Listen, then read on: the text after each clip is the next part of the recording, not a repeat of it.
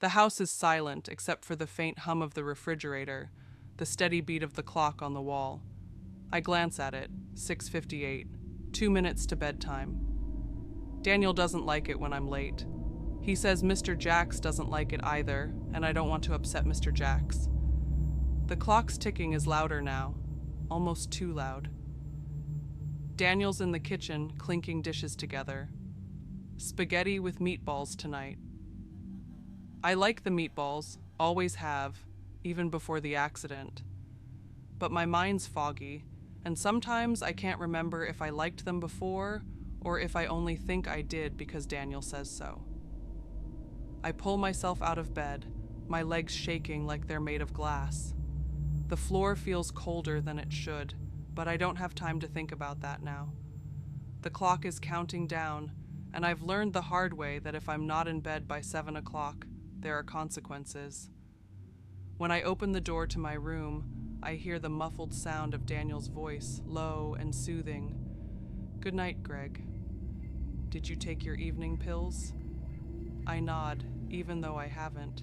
I lie, because it's easier to lie than to deal with the feeling of something inside me cracking, something too big for me to fight. The pills make my thoughts slow and everything feels like it's submerged underwater. I don't like it. "Good. Mr. Jacks will be here soon," Daniel says. His voice gets quieter, colder. "He'll make sure you stay in your room tonight, all night." I don't argue.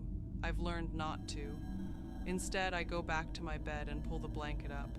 There's something else in the room with me, something that doesn't belong. It crawls along the walls, unseen but felt. Mr. Jacks? Or something worse? The clock ticks. It's 7 o'clock. The door clicks, locking me in. Ending. The floor creaks outside my door. A shuffle. Too many footsteps, moving in sync, like a slow march that doesn't belong in this house. Daniel's voice is different now, deeper. No, wrong. It's not Daniel anymore. Is he asleep? A voice rumbles from outside. The words send a cold tremor through me. The voice isn't right. It's hollow, deep, wet, almost like something gurgling from the depths of a cave. "Yes, Daniel, no, not Daniel," replies, the voice trembling. "He should be. The pills, did they work?" There's a pause, a long one. The air feels thicker, heavier. "Perfectly," the voice growls, but it's not Daniel's voice. It's something else, something that shouldn't exist. Now, we finish it. Once he's completely gone, once he can't even speak, we'll take everything. The house, the money. He'll be ours. The words hit me like a punch. I've been drugged. All these pills, these lies, have been meant to keep me weak, keep me compliant, ready for whatever they plan to do to me, to end me. I move without thinking, heart pounding, the fog lifting just enough for me to see clearly for a moment. I can't stay here, can't wait for 7 a.m. and more pills. They want me gone, erased from this world. But there's something I can do. The door is locked, but I'm not trapped.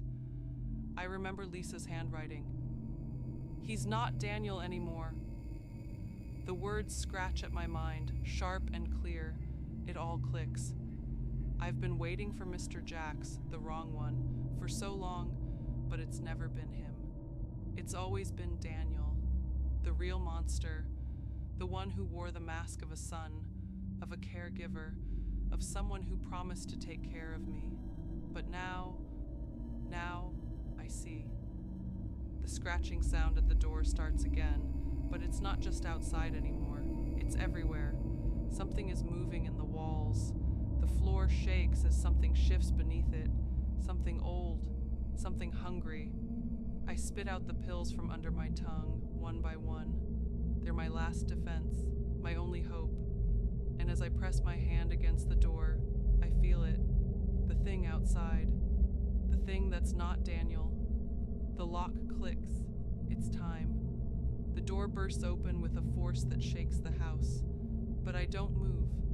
I stay still, my breath shallow, my mind clear for the first time in what feels like years. And when the door swings open wide, I see it. Not Daniel, not Mr. Jacks, but something in between, something else. I stand tall, my hand clutching the last remnants of my strength. I won't be their victim. I won't be their puppet. It's time to face the truth, whatever it is.